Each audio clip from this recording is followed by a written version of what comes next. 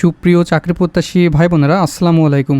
জনপ্রশাসন মন্ত্রণালয় মুদ্রণ ও প্রকাশনা অধিদপ্তরে বিশাল একটি সার্কুলার প্রকাশিত হয়েছে। দেখতে পাচ্ছেন 431 পদে বাংলাদেশের 64 জেলা থেকে সংশোধিত নিয়োগ বিজ্ঞপ্তি প্রকাশিত হয়েছে। তো এর আগে এই সার্কুলারটা একবার প্রকাশিত হয়েছিল। তো এই যে 16 জুন 2026 তারিখে নতুন করে আবার পুনরায় এই সার্কুলারটি প্রকাশিত হয়েছে। আপনারা যারা সুযোগ পাচ্ছেন অবশ্যই এই সার্কুলারটা দেখে আবেদনগুলো করে নেবেন। এটা সম্পূর্ণ সরকারি নিয়োগ বিজ্ঞপ্তি, ঠিক আছে।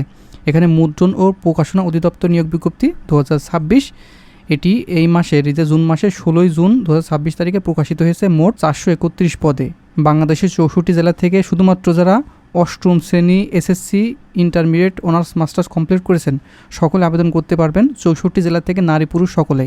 তো এখানে এই যে সংশোধিত নিয়োগ বিজ্ঞপ্তি, আপনারা কোন কোন পদে কতজন লোক নেবে এবং কারা আবেদন করতে পারবেন বিস্তারিত আলোচনা করব।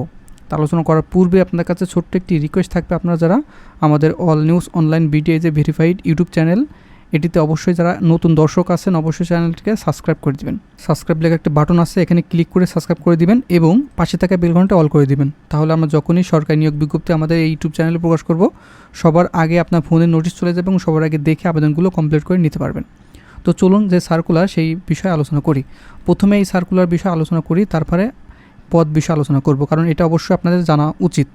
এখানে লেখা আছে, ইতোপূর্বে মুদ্রণ ও প্রকাশনা অধিদপ্তরে 23 অক্টোবর 2023 তারিখে স্মারক নম্বরে 512টি পদে নিয়োগ বিজ্ঞপ্তি প্রকাশিত হয়।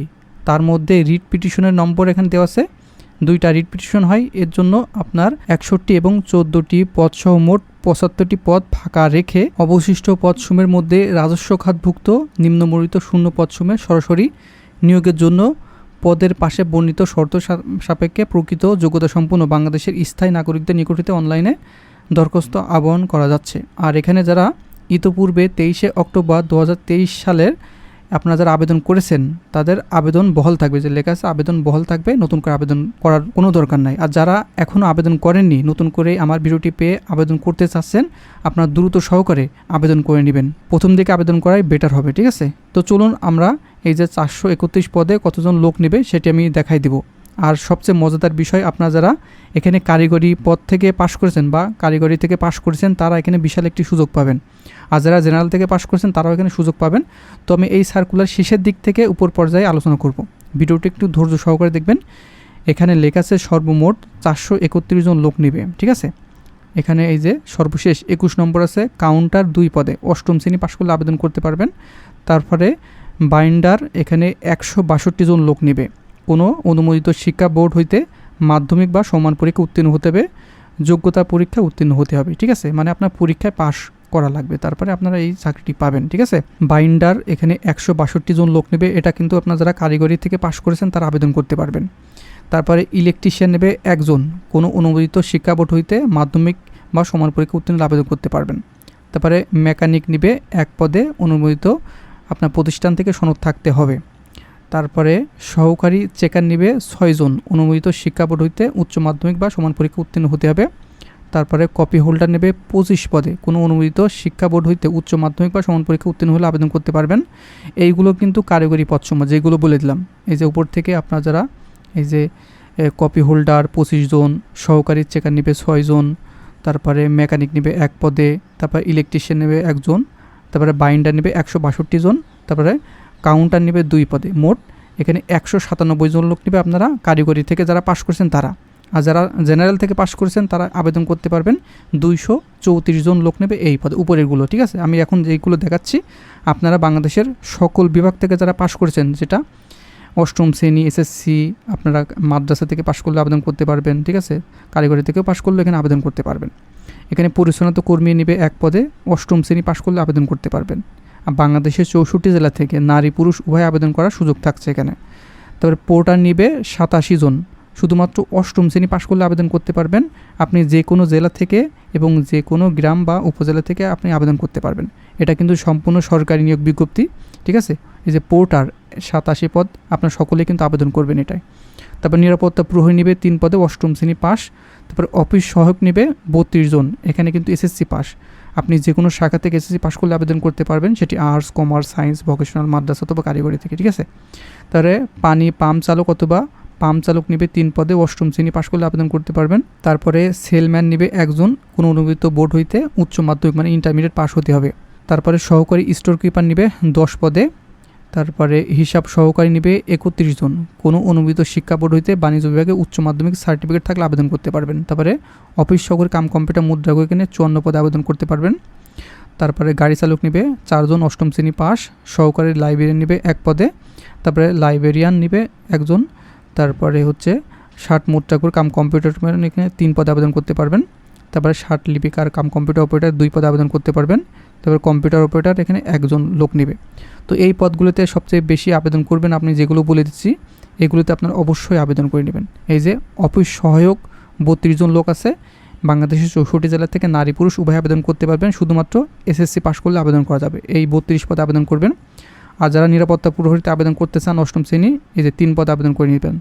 আর আরেকটি সবচেয়ে গুরুত্বপূর্ণ, সেটি হচ্ছে পোর্টার। এখানে শুধুমাত্র অষ্টম শ্রেণী পাস করলে আবেদন করতে পারবেন। এই যে 87 পদে, এইগুলো কিন্তু কেউ মিস করবেন না, হ্যাঁ। তারপর পরিচ্ছন্নতা কর্মী নেবে 1 পদে। তো এখানে সর্বমোট 234 জন লোক নেবে। এই যে আপনার এইগুলো কপি হোল্ডার 25, তারপরে সবচেয়ে বেশি পদ নেবে বাইন্ডার, এখানে 162 জন লোক নেবে, কোনো অনুমোদিত শিক্ষা বোর্ড হইতে মাধ্যমিক বা সমান পরীক্ষা উত্তীর্ণ হতে হবে, ঠিক আছে। আর এখানে সর্বমোট 431 জন লোক নেবে। আপনার বয়স কিন্তু 18 থেকে 32 বছরের ভিতরে থাকলে আবেদন করতে পারবেন। এর কম হলে আবেদন করা যাবে না, এবং 32 বছরের ওভার হয়ে গেলেও আবেদন করতে পারবেন না। তো আবেদন কিভাবে করবেন আমি এটা দেখাই দিচ্ছি, একটু গুরুত্ব সহকারে দেখবেন। এই যে dpp.telicu.com.bd এই ওয়েবসাইটের মাধ্যমে আবেদনগুলো কমপ্লিট করে নিতে হবে। এই ওয়েবসাইটের মাধ্যমে আবেদন শুরু হবে 18 জুন 2026 সকাল 10টা থেকে, মানে এই লিঙ্কে কি আপনি 18 জুন সকাল 10টার পর থেকে আবেদন করবেন, এবং এটি শেষ হবে, আবেদন শেষ হবে 17 জুলাই 2026 বিকাল 5টায়। আপনার 17 তারিখের আগে, মানে জুলাই মাসের 17 তারিখের আগে আবেদনগুলো কমপ্লিট করে নেবেন। আর এটা অনলাইনে ফি কত টাকা লাগবে সেটা বলে দিচ্ছি। এখানে 2টা SMS এর মাধ্যমে এখানে উল্লেখ করা আছে, আপনারা একটু দেখে নেবেন। 13 হতে 16 নম্বর গেটের জন্য 112 টাকা খরচ হবে, যে দেখতে পাচ্ছেন 112 টাকা, এবং 17 থেকে 20তম গেটের জন্য শুধুমাত্র এই যে 56 টাকা খরচ হবে। এটা শুধুমাত্র টেলিটক সিমের চার্জ। আর যারা আবেদন করে দিবে বা আপনি যে কম্পিউটার দোকান থেকে আবেদন করবেন তাদের কিন্তু চার্জ দেওয়া লাগে, ঠিক আছে, এর সাথে যুক্ত হবে। যেটা চার্জ ধরবে তার সাথে এই টেলিটকের চার্জটা যুক্ত হয়ে যাবে, ঠিক আছে। তো টেলিটকের মাধ্যমে কীভাবে SMS করবেন, এইটা প্রথম এবং দ্বিতীয় SMS দেওয়ার নিয়মাবলী একটা স্ক্রিনশট দিয়ে নেবেন। এটা দেখে আপনি নিজে নিজে পেমেন্ট করতে পারবেন। আপনি SMS-এ টাইপ করবেন DPP স্পেস ইউজার আইডি, আবেদন করার সময় যে ইউজার আইডি পাবেন সেটি বসাই দিবেন এবং সেন্ড করবেন 16 নাম্বারে। ফিরতে একটি এই যে এমন একটি রিপ্লাই SMS পাবেন, সেখানে পিন থাকবে।